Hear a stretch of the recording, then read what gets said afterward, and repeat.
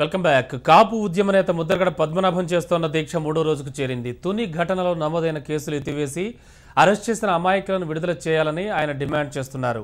తమ డిమాండ్లు నెరవేరేదాకా దీక్ష విరమించేది లేదని స్పష్టం చేస్తున్నారు. రాజమహేంద్రవరం ఆసుపత్రిలో ఆయన వైద్యానికి కూడా సహకరించడం లేదు. దీక్ష విరమించాలని అధికారులు జరిపిన చర్చలు కూడా విఫలమయ్యాయి.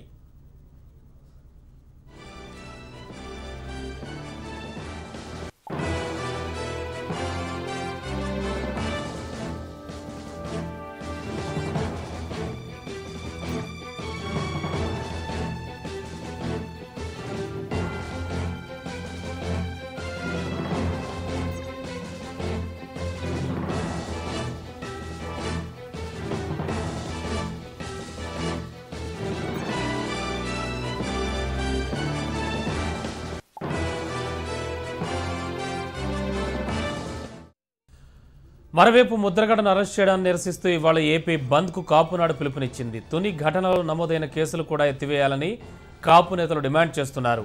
కాపులకు రిజర్వేషన్లు సాధించడమే తమ లక్ష్యమని చెబుతున్నారు. అప్పటి వరకు తమ పోరాటం ఆపేది లేదంటున్నారు. సీఎం చంద్రబాబు ఎన్నికల సమయంలో ఇచ్చిన హామీని నిలబెట్టుకోవాలని కోరుతున్నారు.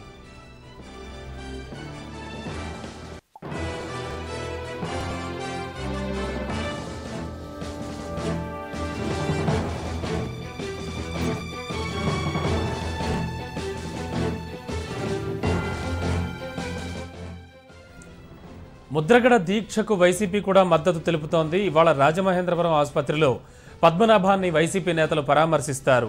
వైసీపీ సీనియర్ నేతలు బొత్స సత్యనారాయణ, ఉమ్మారెడ్డి వెంకటేశ్వర్లు ప్రభుత్వాసుపత్రిలో ముద్రగడను కలవనున్నారు.